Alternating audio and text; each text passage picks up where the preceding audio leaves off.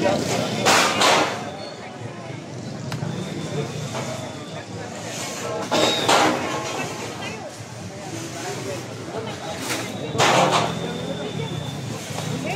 ko yung nakapangit ko eh. Kapatid ko no.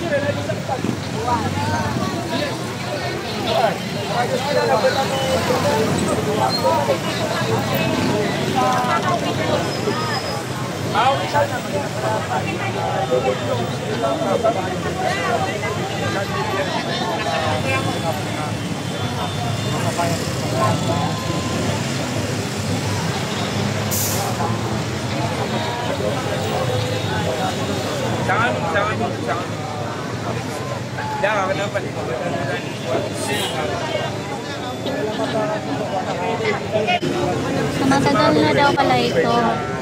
Kasi dati daw, tinayuan daw ito noong 1919, hindi pa ako naging vlogger noon. Tapos, nilibag na daw yun noon, tapos tinayuan naman ulit ngayon. Sa daanan pala to, ang tagos pala nito is ilog.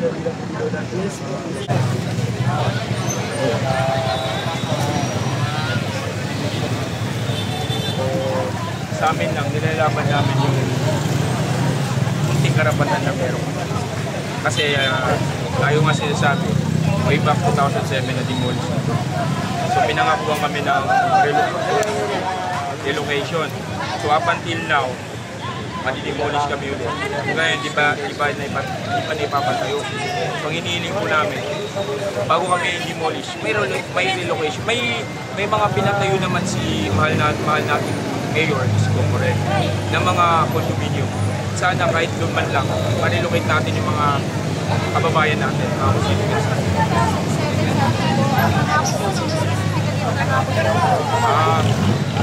Ang kasalukuyan kong nakaupo doon, ang ating pag-altate mayor, Lim, pinakukuha kami ng relocation, talaga after namin ma-demolish.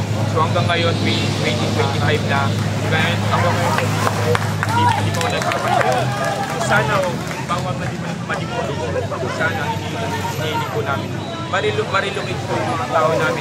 At dito po sa loob ng lungsod, huwag po sana kami labas. Kasi, opo, dito po. Kasi mahal na po namin ang lungsod. Lahat naman tayo mahal natin to. Wala. Nakailan na.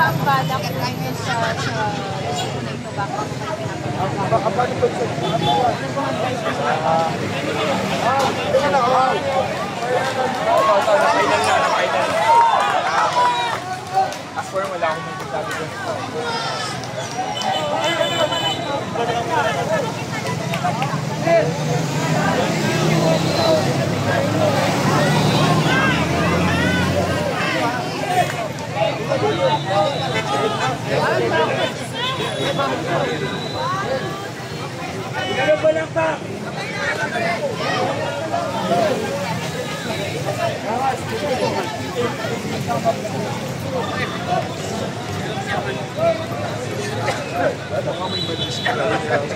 Hindi naman mangyayari. Kaya okay na yun. Okay na yung pinag-usapan. Thank you. So, General, paano mo na yung kahit ilang tao lang, hindi naman kailangan maraming tao. Kahit ilan lang. May mga tao naman ako. Okay. Nagawad, pangunahan mo na yun. Sige, go. Thank you. Taro. Banyak po atras buli na pero.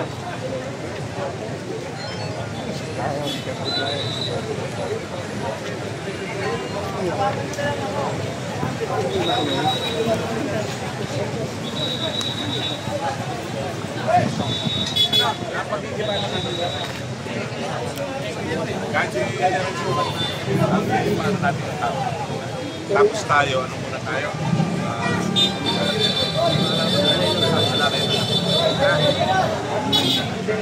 Yun dito sa bungan, yun o. Nag-aari na rin sila.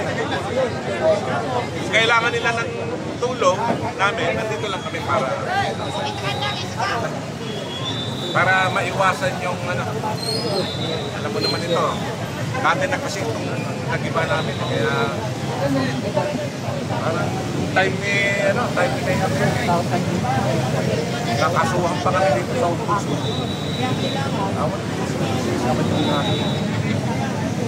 Parang Manila wala sa pero anyway, ayan. Paano na lang siya sukat. At yun na naman si Gawad eh. Gawad! Ano na? Gawad! Pakita na General Sukat. Ha?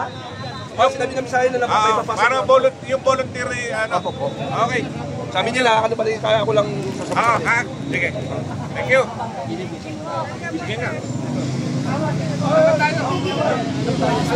Tambay muna tayo. Kung ano siguro, teka.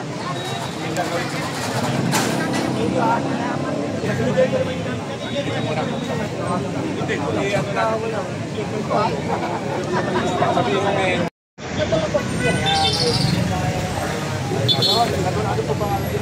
Sa Parbulis. Kaya ngayon, kasi sa tuway pang 2007, na-demolish na kami. Pinangakuha kami ng relocation. Hanggang ngayon, wala pa din. Hindi pa kami yun. Kaya nung sanditira yung mga tao namin. Diba?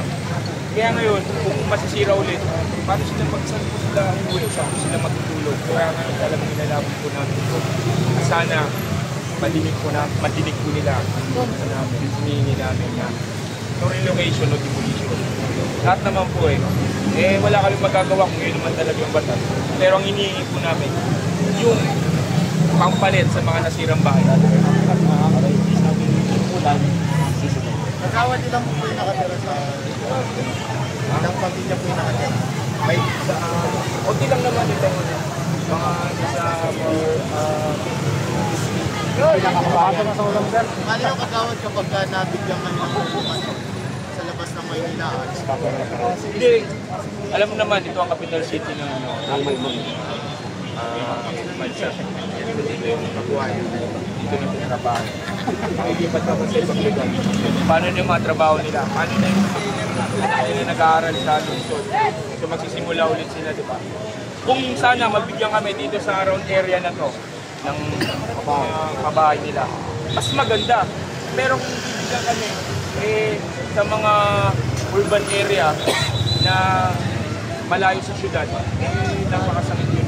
Lalo sa mga tao na dito na ako nasana, dito na lumaki. Dito na lumaki. Saka yung mga anak nilang iwan nilang mga pag-aaral nila, edukasyon nila. So yun sana, ang hinihingi namin, yung relocation sana, dito lang din sa lungsod. Kasi mahal na ho namin din.